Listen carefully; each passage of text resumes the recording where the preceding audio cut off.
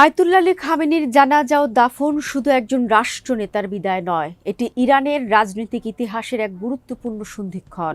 নিরাপত্তার নজিরবিহীন ব্যবস্থা, আন্তর্জাতিক অংশগ্রহণ, বিশ্ব মাধ্যমের ব্যাপক উপস্থিতি এবং রাষ্ট্রীয়ভাবে পুরো আয়োজন সংরক্ষণের উদ্যোগ সবই প্রমাণ করে এই অনুষ্ঠানকে ইরান তার সাম্প্রতিক ইতিহাসের সবচেয়ে গুরুত্বপূর্ণ রাষ্ট্রীয় ঘটনাগুলোর একটি হিসেবেই দেখছে।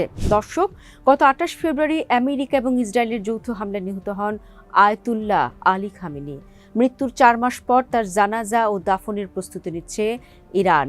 মনে করা হচ্ছে দেশটির ইতিহাসে এটাই সবচেয়ে বৃহত্তম রাষ্ট্রীয় জানাজা ও দাফন হবে।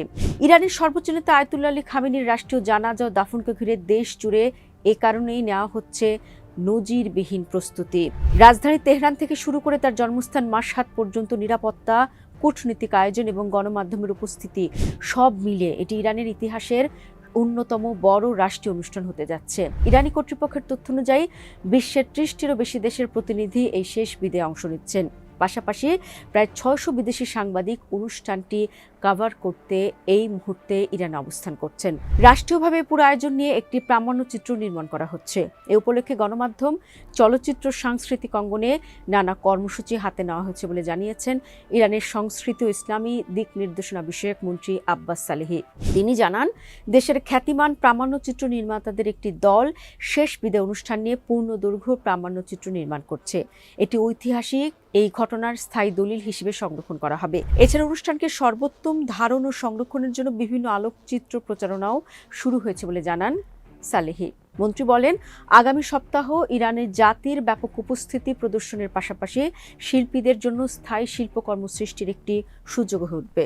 দর্শক, এই আয়োজনের মাধ্যমে ইরান একদিকে জাতীয় ঐক্যের বার্তা দিতে চাইছে, অন্যদিকে আন্তর্জাতিক অঙ্গনেও নিজেদের রাজনৈতিক অবস্থান তুলে ধরতে চায়।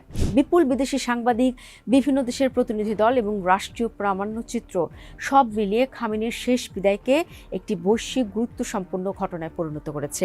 কাতার ভিত্তিক গণমাধ্যম আল জাজিরার এক প্রতিবেদনে বলা হয়েছে, 6 দিনব্যাপী অনুষ্ঠানে প্রতিবেশী ইরাক সহ 5টি শহরে অনুষ্ঠিত হবে। শনিবার তেহরানের গ্র্যান্ড মুসাল্লা প্রার্থনা চত্বরে খামেনির জানাজার মাধ্যমে এই অনুষ্ঠান শুরু হবে। সোমবার তেহরানের রাস্তায় একটি মিছিল শুরু হবে।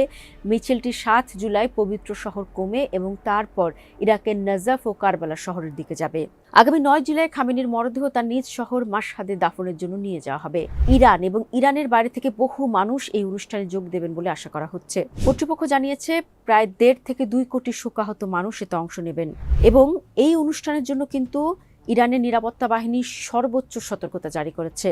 রাশিয়া, চীন, পাকিস্তান, ভারত, জর্জিয়া ও কিউবা সহ 30টির বেশি দেশের ঊর্ধ্বতন কর্মকর্তার প্রতিনিধিরা এতে যোগ দেবেন বলে আশা করা হচ্ছে এবং 90টি দেশের ধর্মীয় নেতারাও এতে অংশ নেবেন।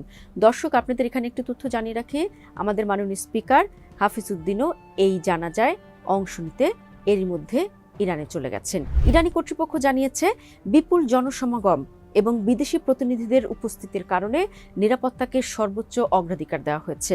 রাজধানী তেহরান সহ গুরুত্বপূর্ণ শহরগুলোতে অতিরিক্ত নিরাপত্তা বাহিনী মোতায়েন করা হয়েছে। ইসলামিক বিপ্লবী বাহিনী, বাসিস বাহিনী এবং আইনশৃঙ্খলা রক্ষাকারী বাহিনীর সদস্যরা অনুষ্ঠান স্থল এবং যাতায়াত পথে দায়িত্ব পালন করছেন। আকাশপথে নজরদারি, ড্রোন প্রতিরোধ ব্যবস্থা এবং গোয়েন্দা তৎপরতাও বাড়ানো হয়েছে। ইরানের ধর্মীয় নেতাদের রাষ্ট্রীয় জানাজা ঐতিহাসিকভাবে বিশাল জনসমাগমের সাক্ষী হয়েছে। এর আগে 1989 সালে আয়াতুল্লাহ রুহুল্লাহ খোমেনির জানাজায় কোটি মানুষের উপস্থিতি বিশ্ব রেকর্ড করেছিল। সেই অভিজ্ঞতা বিবেচনায় নিয়ে এবারও বিপুল মানুষের সমাগমের প্রস্তুতি নেওয়া হয়েছে।